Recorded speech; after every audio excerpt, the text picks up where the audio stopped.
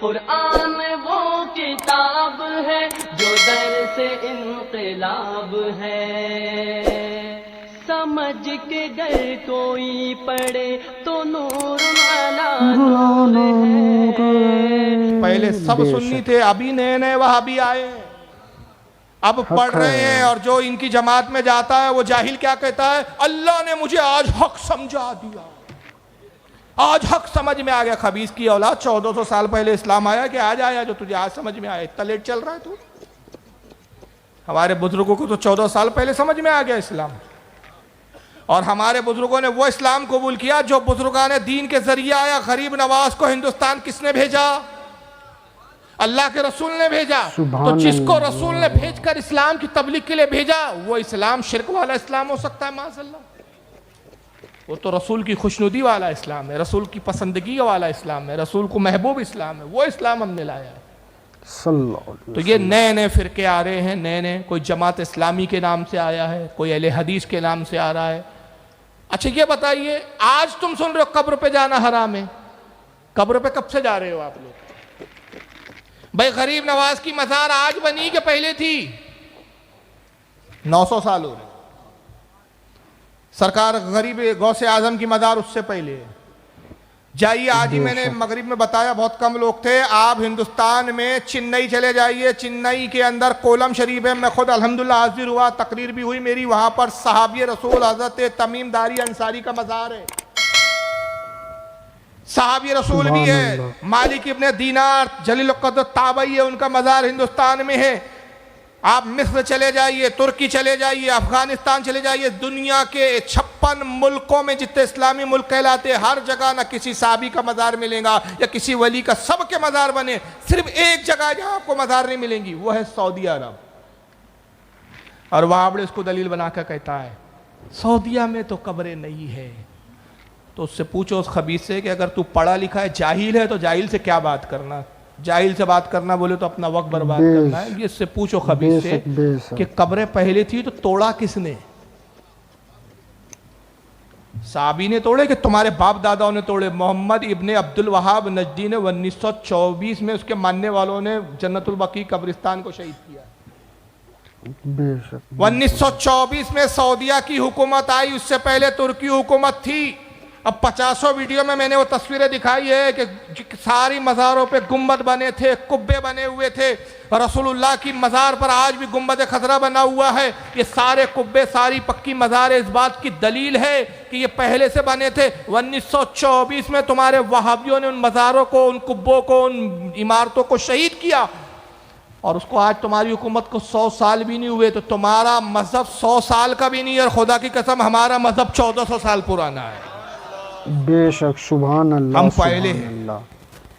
تم نے توڑا ہے۔ اور یہ مجھے بتائیے 1924 میں مزاروں کو شہید کیا گیا، یعنی ابھی 100 سال پورا ہونے کو بھی 3 سال باقی ہے، ابھی 2021 چل رہا ہے، 100 سال بھی نہیں ہوئے تمہاری مزاروں کو، اور اسلام کو آئے ہوئے 1450 سال آگے ہو گئے۔ تو مجھے بتاؤ 1300 سال تک مزاریں تھی، قبے تھے، قبری تھی، تو یہ سب اس دور میں کیا کوئی امام نہیں آیا، کوئی عالم نہیں آیا کہ کسی نے ناجائز کا فتویٰ دیا ہو؟ اور آج بھی میں تمہیں چیلنج کرتا ہوں، اپنی ماں کا دودھ پیا ہو تو ایک عالم کا کوئی ایسا فتویٰ دکھا دو، ایک کسی امام کا ایسا فتویٰ دکھا دو کہ جس نے قبر کو ڈھانے کا فتویٰ دیا ہو، سوائے تمہارے ملاؤں کے۔ قبروں پہ جانا یہ رسول اللہ کی سنت ہے۔ قبروں پہ جانا اگر سنت نہ ہوتی تو حضور کیا فرماتے؟ حضور یہ نہ کہتے من زار قبری وجبت لہو شفاعتی، جس نے میری قبر کی زیارت کی اس پر میری شفاعت واجب ہو گئی۔ سبحان اللہ، سبحان اللہ۔ اور یہ وہابڑا بولتا ہے قبر پہ جانا شرک ہے۔ ارے خبیث کے بچے، اگر قبر پہ جانا شرک ہوتا تو رسول اپنی قبر پہ بلاتے؟ بلا رہے ہیں نا سرکار، دعوت دے رہے ہیں نا، یہ دعوت ہے نا، آؤ منظارہ قبری، آؤ میری قبر کی زیارت کرو، منظارہ قبری وجبت واجب ہو گئی، لہو شفاعتی، اس پر میری شفاعت۔ حضور جنت کی بشارت دے رہے ہیں، یہ وہاں بڑا مشرک بول کے اسلام سے خارج کر رہا ہے۔ خود اللہ کے نبی نے زیارت کی ہے، کیسے کی ہے؟ صحیح مسلم کی حدیث ہے، وہاں بڑھو جاؤ حدیث کی کتابیں کھولو، تمہاری ماں نے دودھ نہیں پلایا، جتنی کتابیں میری لائبریری میں نا اس کی شکلیں بھی نہیں دیکھی تم نے۔ یہاں موقع نہیں ہے کہ اس طرح کی میں تقریر کروں، لیکن ضمناً باتیں کر رہا ہوں، یہ اعتراض آتے ہیں تو सही मुस्लिम किताब सलाह, अल्लाह के रसूल फरमाते हैं मरर तो अला कब्र मूसा वहवा कायम युसल्ली, मैं शबे महराज मूसा अलैहिस्सलाम की कब्र पर आया तो मैंने देखा कि मूसा अपनी कब्र में खड़े हैं और नमाज पढ़ रहे हैं। सुभान अल्लाह, सुभान अल्लाह के नबी मूसा की कब्र पर जाके ज़ियारत कर रहे हैं। अगर कब्र की ज़ियारत हराम होती तो जिब्रील रोकते नहीं, सरकार मूसा की कब्र पे ज़ियारत नहीं करते। और ये भी बताया कि साहिब कब्र जिंदा होता है। कैसे जिंदा होता है? खड़े होकर नमाज पढ़ रहे थे। गोया बताया कि मुर्दे वो होते जो सलगड़ के मर जाते, जिंदे वो होते जो कब्रों में नमाज भी पढ़ते। कब्र में भी नमाज पढ़ रहे हैं। हुजूर बुराक पे जा रहे हैं, हुजूर बुराक की रफ्तार से जा रहे हैं। जैसे ही हुजूर छठे आसमान पर पहुंचे, सरकार कहते हैं मैंने मूसा को फिर वहां पाया, मूसा से मैंने फिर मुलाकात की, और जब मुझे रब ने नमाजों का तोहफा दिया, हर बार मूसा कहते या रसूलल्लाह आपकी उम्मत इतनी नमाज ना पढ़ सकेंगी, 50 नमाजें मिली, मैं 5 कम करवाता। फिर मूसा कहते बार बार 9 मरतबा मूसा से छठे आसमान पे मुलाकात हो रही है। कब्र में भी मुलाकात हुई, आसमान पर भी। हुजूर तो बुराक से जा रहे, मूसा पहले पहुंच गए। पता चला कि नबुवत की रफ्तार बुराक से बहुत ज्यादा है। पलक झपकने से पहले एक नबी यहां से वहां जा सकते हैं। तो कब्रों की ज़ियारत तो अल्लाह के रसूल ने की, सहाबा इकराम ने की है। क्या अल्लाह के नबी जन्नतुल बकी कब्रिस्तान नहीं जाते थे ज़ियारत के लिए? क्या साहब बद्र की कब्रों पर नहीं जाते थे? क्या साहब उहद की कब्रों पर, मज़ारों पर नहीं जाते थे? बाकायदा सही बुखारी और सही मुस्लिम की किताबों में मौजूद है, हदीस मौजूद है। अब्दुल्लाह इब्न उमर कहते हैं कि अल्लाह के रसूल की ख़ास तौर से मामूल था, आपका एक मामूल यानी आपका ये हमेशा का एक कहना चाहिए उसको, अब लफ्ज़ नहीं आ रहा है मुझे मामूल के अलावा, क्या बोलते हैं आपकी लैंग्वेज आसान, मामूल शायद वर्ड हार्ड हो गया, दस्तूर था आपका, या आपका एक तरीक़ाकार था सरकार का कि हर साल जिस दिन असहाबे ओहद यानी ओहद के शहीद हुए उस तारीख को अल्लाह के नबी उनकी कब्रों पर खुसूसियत के साथ तशरीफ ले जाते थे। और अब्दुल्लाह इब्न उमर कहते हैं यही तरीका फिर हज़रत अबू बकर का रहा और उसके बाद फिर हज़रत उमर का रहा। उसी तारीख को क्यों जाते थे? गोया बताया कि ये तारीख उनकी शहादत की तारीख है, गोया ये उनके उर्स की तारीख है। तो सरकार ने भी ज़ियारत की है। तो ये जो नई नई बातें आ रही है ना कि मिलाद क्यों मनाते हो, कब्रों पे क्यों जाते हो, फातिहा क्यों देते हो, ये सब नई बातें हैं। खुदा की कसम हर चीज़ की हमारे पास दलील है, लेकिन मसला ये है कि वक्त उतना है ही नहीं हमारे पास, और आसपास आपके इस तरह के उलमा नहीं है कि जो आपको इस तरह के दलीलों से समझाए। लेकिन बहरहाल दूर भी अगर कोई आलिम दीन है या आपके करीब है, अपने उलमा से राब्ता रखिए, अपने उलमा से पूछिए। कोई भी बदअकीदा कोई उटपटांग गलत बात आपके जहन में डाले, उसकी दाढ़ी मत देखिए, उसकी नमाजें मत देखिए। इबलीस भी दाढ़ी वाला है, बेशक बेशक, इबलीस भी इस्लामी ही लिबास में रहता है।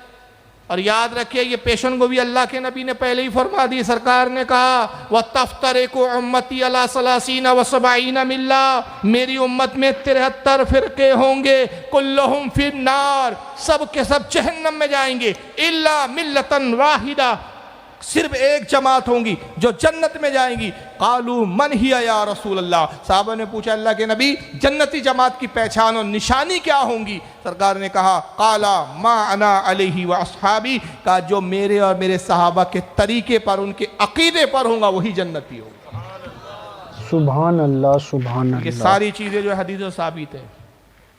बुखारी के अंदर ये हदीस मौजूद है हजरत अनस इब्न मालिक से, साहबी रसूल है, 10 साल हुजूर की सोबत में रहे। वो कहते हुजूर सल्लल्लाहु अलैहि वसल्लम कि 10 साल मैंने सोबत उठाई। मेरी माँ, मैं छोटा था उस वक्त, बच्चा था, कि मेरी माँ उम्मे सुलैम ने रोटी को बारीक पीस लिया, उसमें घी मिलाया, उसमें गुड़ डाल दिया मीठा, गोया उसको एक हलवे की शक्ल दे दी। इसी को हमारी जबान में हम कहते हैं मलीदा। एक प्याले में रखा, थोड़ा सा था, वो थोड़ी सी रोटी थी, थोड़ा सा घी था, थोड़ा से गुड़ थे। कहा ना जाओ रसूलुल्लाह को मेरी तरफ से दे दो। हज़रत अनस कहते हैं मैं हुजूर की खिदमत में आया, 70 के करीब सहाबा बैठे हुए थे। मैं सोचने लगा इतना सा प्याला, और हुजूर अगर बांटे तो एक एक निवाला भी नहीं आएगा सबको, 70 निवाले नहीं बनेंगे इस प्याले में। सरकार ने कहा अनस क्या लाए हो? या रसूलल्लाह मेरी माँ उम्मे सुलैम ने ये दिया। कहा रख दो। हुजूर ने अपने हाथों को उठाया और हज़रत अनस कहते हैं अल्लाह के रसूल ने कुरान से जहां चाहा जो चाहा पढ़ा। इसी को क्या कहते हैं हमारे यहाँ? फातिहा। सामान रख देते हैं, कुरान की तिलावत करते, फिर कहते हैं अल्लाह इसका सवाब फुला को पहुंचा दे, जो हम बांटेंगे, तकसीम करेंगे, लोगों को खिलाएंगे, पड़ोसी को देंगे, दोस्त अहबाब को देंगे, रिश्तेदारों में बांटेंगे, इस पर जो अजर और सवाब है ये सवाब हमारे फुला मुर्दे को दे दे। ये जायज़ है। और जो कहता है सवाब पहुंचता नहीं तो उस खबीस से कहे ना कि फिर मुफ्त के हज करना बंद कर दे, ये हज बदल के आए। जब सवाब नहीं पहुंचता किसी का किसी को तो ये हज बदल मुल्ला क्यों करता है देवबंद का भी, फिर कि हज तू करे और सवाब दूसरे को पहुंच जाए? तो सवाब पहुंचता है।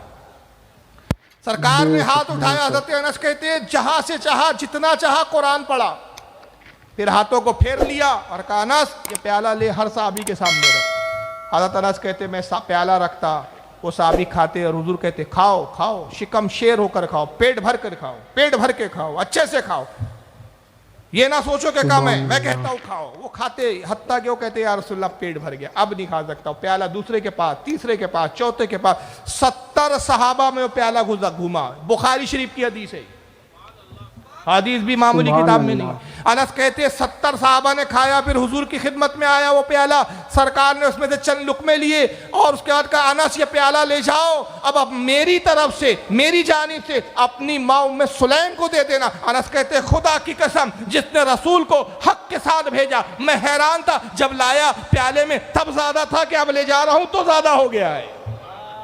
सुभान अल्लाह, इतने लोग खाने के बाद भी ज्यादा हो गया। इसी को कहते हैं फातिहा। दो चीजें हैं फातिहा का नाम, कुरान पढ़ना और उसका सवाब अपने मरूमीन को बख्श देना, इसी को फातिहा कहा जाता है। और यह हदीस से साबित कि कुरान पढ़ा जाता है, सवाब पहुंचाया जाता है, और सवाब पहुंचता है ये कई हदीसों में है। सही बुखारी में कि हजरत साद इब्न माज एक साहब ये वो आते, या रसूलल्लाह मेरी माँ का इंतकाल हो गया, ये भी सही बुखारी की हदीस। हुजूर मैं कौन सा सदका करूं कि मेरी माँ को फायदा पहुंचे? आपने फरमाया मदीने में पानी की किल्लत है, कुआं खुदवा दो। साद ने कुआं खुदवाया, अर्ज के या रसूलल्लाह कुआं मैंने खुदवा दिया, लेकिन उसका पानी जो है वो बड़ा नमकीन और खारा है। रावी हदीस कहते हुजूर कुएं के पास आए और उसके इर्द गिर्द बरकत के लिए चक्कर लगाया, फिर अपना लुआब लिया और कुएं में डाल दिया। फिर पे उसका गया साद अब डोल डालो, पानी निकालो। पानी निकाला, हुजूर ने नोश फरमाया और सबको पीने के लिए दिया। साहबा कहते खुदा की कसम मदीने के तमाम कुओं में सबसे ज्यादा मीठा उसी कुएं का पानी था। और फिर अल्लाह के नबी ने अपने हाथों को उठाया और कहा कि अल्लाहुम्मा हाज़ि उम्मे सादीन, ऐ परवरदिगार ये उम्मे साद के लिए है, यानी इस पानी का जो सवाब है उम्मे साद को पहुंचा, साद की माँ को पहुंचा। ये नजदी वहाबड़ों को हदीसें नहीं दिखती है, ये किससे पूछता है? ये बड़ा चालाक फिरका है। अच्छा ये बताइए आप बीमार होंगे तो किसके पास जाएंगे? जाहिल तो डॉक्टर पास, उलमा के पास नहीं जाते। इसलिए याद रखिए इन फिरकों से बचिए। और हिंदुस्तान के जो हालात आज बिगड़ रहे हैं ना, याद रखिए जो ढकोसलेबाजी करते हैं ना, मुसलमान खतरे में है, वहाँ दंगा यहाँ दंगा, इसका सबब भी है वहाँ भी आतंकवादी। सारे बम इन्होंने फोड़े जिसका नतीजा आज हिंदुओं के दिलों में मुसलमानों से नफरत भर गई है। और वो नफरत फैलाने वाली तंजीमें गैर मुस्लिमों में, हिंदुओं में, जिनको नफरत फैलाना जिनका काम है, इन वहाबियों ने मौका दिया, इन वहाबियों ने बम रखे जगह जगह, इन वहाबियों ने आतंकवादियों के नाम पर जगह जगह विस्फोट किए। नतीजा ये हुआ कि उन दहशतगर्द तंजीमों को देखकर, उन शिद्दत पसंद तंजीमों को, उस शिद्दत पसंद हिंदू तहरीकों को बहाना मिला और उन्होंने अपने लोगों में मुसलमानों के खिलाफ जहर उगला के देखो मुसलमान आतंकवादी होते। वसीम रज़वी जैसा जाहिल को खड़ा किया गया जिसने कहा कुरान में 26 आयतें वो है कि जो आतंकवाद की बात करती है, जो दहशतगर्द की बात करती है। ये मौका किसने दिया इनको बोलने का? ये मुसलमानों पे आतंकवादी का लेबल लगाने का ये जुर्रत किसको कैसे हुई? ये इन वहाबियों की वजह से हुई। इसलिए कि जितनी दहशतगर्द तंजीमें हैं, जितनी टेररिस्ट तंजीमें, सब वहाबियों की है। अल-कायदा वहाबियों की है, लश्कर तैयबा वहाबियों का है, जैश मोहम्मद वहाबियों का है, जितने संगठन हैं आतंकवादी सब वहाबियों के। सुन्नियों का एक संगठन वहाबियों का नहीं, एक सुन्नी आज तक कोई आतंकवादी नहीं पैदा हुआ। वजह क्या है? हम ख्वाजा के मानने वाले हैं। जो ख्वाजा का मानने वाला होता है वो आतंकवादी नहीं होता, और जो आतंकवादी होता है वो ख्वाजा का नहीं होता। बेशक, सुभान अल्लाह। और एक जुमला मैं कहता हूँ, बस इसी पे मेरी तकरीर का इख्तिताम होगा। उसके बाद आपको जो सवाल पूछना है पूछे। अभी इस वक्त 12:15 बज रहे हैं, 11 बजे 1 बजे तक 1 घंटा मैं बैठूंगा। पानी भी आ रहा है शायद, اور جلسہ کیونکہ اب ختم ہو گیا, تقریر اینڈ ہو گئی, اگر کوئی اٹھ کے چاہنا چاہے جا سکتا ہے, کوئی برا ماننے کی بات نہیں ہے. تقریر ہو گئی, لیکن سوال جس کو جو پوچھنا ہے پوچھے. اور سوال جو ہے میرے خیال سے تقریر سے کبھی کبھی زیادہ دلچسپ سوالات ہو جاتے ہیں. ایک آخری چیز بتا رہا ہوں, ہم سنی ہیں, قبروں پہ ہم کیا ڈالتے ہیں؟ پھول ڈالتے ہیں. کس نے سکھایا یہ پھول ڈالنا؟ ہمارے بزرگوں نے سکھایا.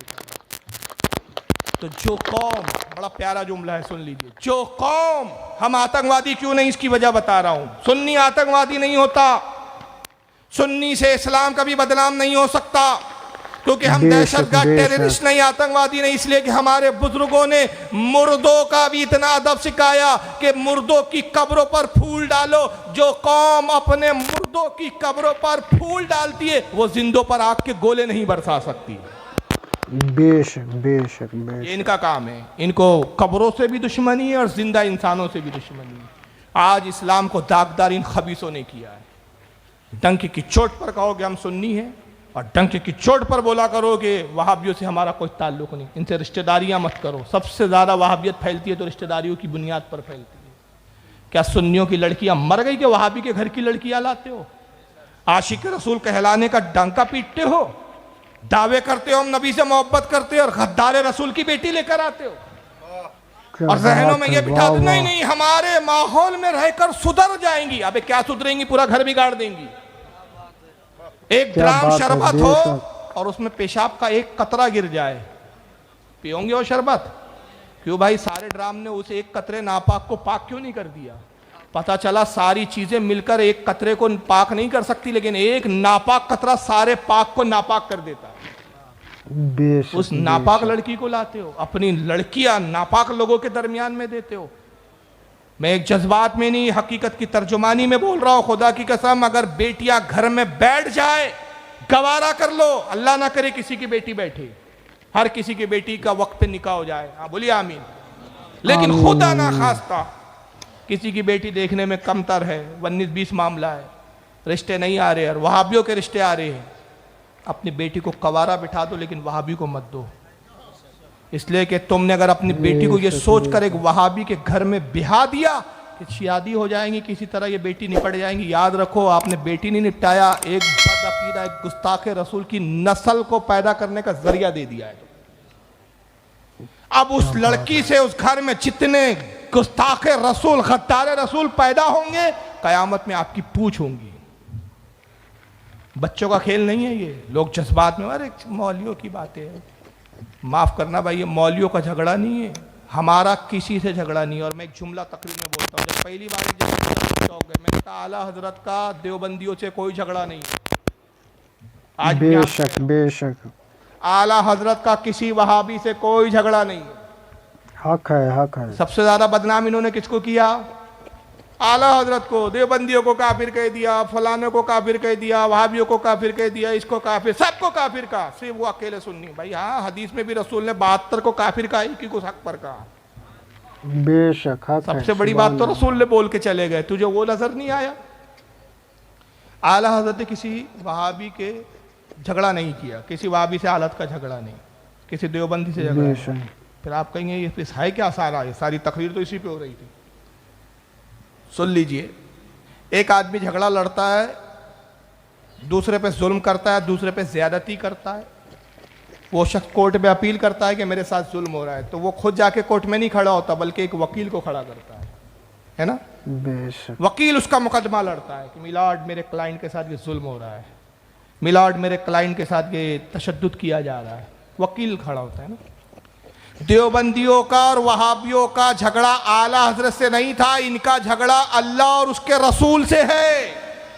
یہ اللہ رسول سے جھگڑا لڑ رہے تھے. کوئی رسول کو جھوٹا کہہ رہا تھا, کوئی رسول کے علم غیب کو جانور اور پاگلوں سے تشبیہ دے رہا تھا, کوئی کہہ رہا تھا معاذ اللہ نبی کا علم جو ہے جانوروں کی طرح, کوئی کہہ رہا تھا محمد صلی اللہ علیہ وسلم بڑے بھائی سے زیادہ نہیں, کوئی کہہ رہا تھا محمد مر کر مٹی میں مل گئے, کوئی خبیث کہہ رہا تھا کہ محمد سے زیادہ عمل میں لوگ بڑھ سکتے ہیں. کسی خبیث نے کہا نبی پاک صلی اللہ علیہ وسلم کے لیے نعوذ باللہ کہ شیطان کا علم نبی سے زیادہ ہے. کسی نے کہا نبی کا میلاد منانا کنہیا کے جنم دن منانے کی طرح. یہ رسول سے لڑ رہے تھے. اور کوئی کہہ رہا جاتا اللہ جھوٹ بول سکتا ہے، اللہ جو ہے غیبت کر سکتا ہے، اللہ میں عیب بھی ہے، اللہ یہ سب کرے تب بھی کوئی فرق نہیں پڑتا، اس لیے کہ وہ کہتا ہے ان اللہ علی کل شیء قدیر۔ تو اللہ کو جھوٹا قرار دیا جا رہا تھا، اللہ کو بھولنے والا قرار دیا جا رہا تھا۔ یہ اللہ رسول سے لڑ رہے تھے اور اعلیٰ حضرت اللہ رسول کی طرف سے وکالت کر رہے تھے، اور وکالت کر کے کیس لڑ کے سنیوں کو بتا رہے تھے کہ جان لو ان کو، یہ مجرم لوگ ہیں اور یہ ایسے مجرم ہیں کہ ان سے بچو، اور رسول کی بارگاہ میں عرض کرو کہ یا رسول اللہ صلی اللہ تعالی علیہ وسلم ان مجرموں سے ہماری حفاظت کیجئے، ان غداروں سے ہماری حفاظت کیجئے، اس لیے کہ قیامت میں جب اللہ ان کو سزا سنائیں گا جو ان کے ساتھ ہوں گا وہ بھی جائیں گا۔ تو اعلیٰ حضرت نے کہا کہ اب ہمیں اپنے ساتھ لے لو کہ رستے میں ہے جا بجا تھانے والے، میں مجرم ہوا آقا مجھے ساتھ لے لو کہ رستے میں ہے جا بجا تھانے والے۔ تو ان سے بچنے کی ضرورت ہے بھائی، ان سے پرہیز کرو، اپنی بچیوں کو مت دو، ان کے پیچھے نماز پڑھنے سے بچو اور ان کی سننے سے بچو۔ کوئی آئے اور آپ کو گمراہ کرنے کی کوشش کرے، صاف کہہ دو بولنا صاحب دیکھیے ہم جس عقیدے پر ہے وہ سچا عقیدہ ہے، ہمیں یقین ہے، ہم اپنے نبی کو مانتے ہیں، اپنے خدا کو مانتے ہیں، ہم اپنے طریقے پہ نماز پڑھتے ہیں، آپ کو بات کرنا ہے ہمارے مولانا سے بات کیجیے۔ اللہ تعالیٰ سے دعا ہے کہ پروردگار آج کی اس بزم کو قبول فرمائے، اور ایک چیز اور آخری بات، نماز کی پابندی آپ زیادہ کریں۔ تھوڑی افسوس کی بات ہے کہ میں آج آیا، 2 وقت کی مسجد میں نماز پڑھانے کا موقع ملا، بہت کم لوگ دیکھے میں نے، ممکن ہے بدگمانی نہیں کر رہا ہوں میں، بتایا بھی گیا کہ جلسے کی وجہ سے لوگ کام کاج میں لگے ہوئے تھے، انتظامات میں تھے، ممکن ہے، لیکن نوجوانوں سے گزارش کروں گا کہ نوجوانوں سے کہ آپ پہلے نماز پڑھیں۔ نوجوان کی نماز بوڑھے کی نماز سے 70 درجے زیادہ فضیلت رکھتی ہے۔ بے شک بے شک، لوگ جوانی میں عیش و عشرت میں گزارتے، بڑھاپے میں جب جھکنا نہیں ہوتا، بیٹھنا نہیں ہوتا، پڑھنا نہیں ہوتا، ہاتھ پیر ہلتے کانپتے، تب مسجد کا رخ کرتے ہیں۔ لیکن اللہ کے رسول فرماتے ہیں کہ جب ایک جوان سجدہ کرتا ہے تو اللہ فرشتوں سے کہتا ہے فرشتوں دیکھ رہے ہو میرے بندے کو، اس کے نام اعمال میں اس نماز کا 70 درجے زیادہ ثواب لکھو۔